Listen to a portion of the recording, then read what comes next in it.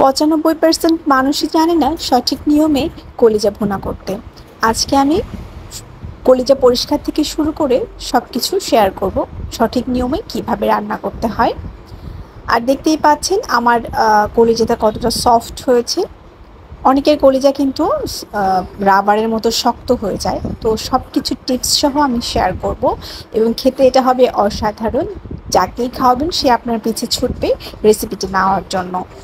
তো এখানে তেমন কঠিন কোনো কাজ না, সহজ কাজগুলাই কিন্তু আমরা অনেকে জানি না, না জানার ফলে আমরা এটা করতে পারি না। তো এখানে আমি কিছু কলিজা আর ফ্যাপসা ট্যাপসা এগুলো যা বলে আর কি নিয়ে নিয়েছি।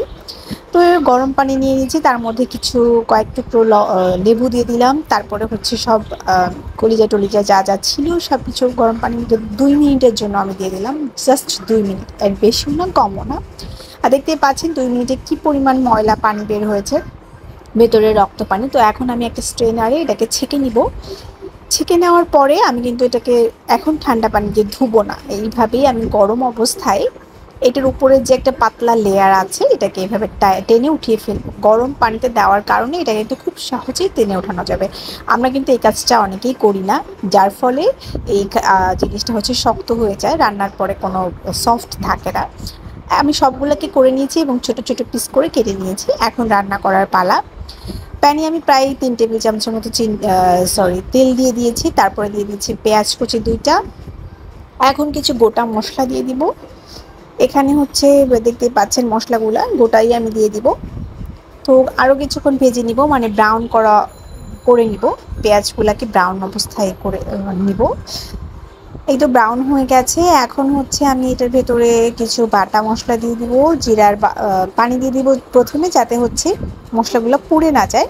তারপরে দিয়ে দিয়েছি জিরা বাটা 1 টেবিল চামচ, দিয়ে দিয়েছি হচ্ছে আদা রসুন বাটা, লবণ, মরিচ, হলুদ, মানে অ্যাজ ইউজুয়াল যে মশলাগুলো আমরা খাই সেটাই দিয়ে দিলাম।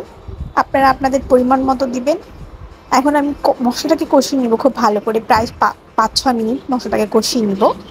মশলাটা কষানো হয়ে গেলে যখন তেল উপরে ভেসে আসবে তখন আমি ধুয়ে রাখা পানি ঝরানো কলিজাগুলো দিয়ে দিব এবং এই কলিজাকে আমি প্রায় 10-12 মিনিটের মতো সময় ধরে মিডিয়াম টু লো হিটে এটাকে আমি কষিয়ে নেব। খুব ভালো করে কষাতে হবে, আপনি যত ভালো কষাবেন ততই হচ্ছে এটার টেস্ট আসবে।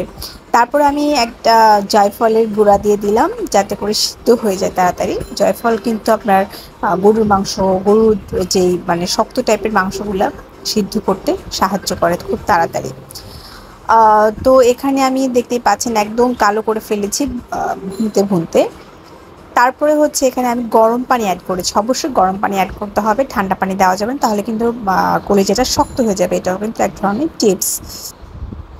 তো আমি চারপাশে যত মশলাগুলো লেগেছিল সব আমি একদম পানি থেকে নিয়ে ঠিকভাবে মশলাগুলো পানির সঙ্গে মিশিয়ে দিলাম। এখন আমি ঢাকা দিয়ে রান্না করব প্রথমে হচ্ছে 5 মিনিটের জন্য হাই হিটে ঢাকা দিয়ে রান্না করব। দেখতেই পাচ্ছেন একদম বলক উঠে গেছে। এখন আমি আবার ঢেকে দিয়ে লো হিটে রান্না করব যতক্ষণ না সিদ্ধ হয়। এখন আমার কলিজা সিদ্ধ হয়ে গেছে এবং পানিও টেনে গেছে। প্রায় 1-1.5 ঘন্টা আমি এটাকে লো টু মিডিয়াম হিটে রেখে দিয়েছিলাম। তারপরে দেখা যাচ্ছে পানি শুকিয়ে গেছে এবং কলিজাগুলোও সিদ্ধ হয়ে গেছে। এখন আমি একটা সিক্রেট মশলা দিয়ে দিলাম, এটা আমার পেজে আছে, চাইলে আপনারা চেক করে নিতে পারেন। তো এখানে আমি হচ্ছে কি বলে ভালো করে মশলাটা মিশিয়ে আবার 5 মিনিটের মতো জাল করলাম। এখন যেটা করব সেটা হচ্ছে তেলে দিব এটাকে। এখানে আমি 2 টেবিল চামচ মতো তেল দিয়ে দিয়েছি, পেঁয়াজ দিয়ে দিয়েছি কাঁচামরিচ কুচি, একটু জাস্ট নেড়ে নিব, জাস্ট 30 সেকেন্ডের মতো নেড়ে আমি কলিজাগুলো দিয়ে দিব। দেখতেই পাচ্ছেন কলিজাগুলোর কালার কত সুন্দর হয়েছে এবং খেতেও কিন্তু অসাধারণ হয় এই টিপসগুলো মেনে যদি আপনি রান্না করেন তাহলে। তারপরে আমি মিডিয়াম টু হাই হিটে এটাকে ভালো করে ভেজে নিব কিছুক্ষণের জন্য, এই 3-4 মিনিটের জন্য ভেজে নিব।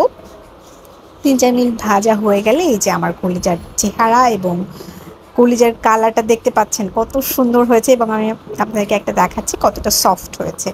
তো এই ছিল আজকের রেসিপি। ভালো লাগলে লাইক কমেন্ট শেয়ার করবেন আর এই পদ্ধতিতে রান্না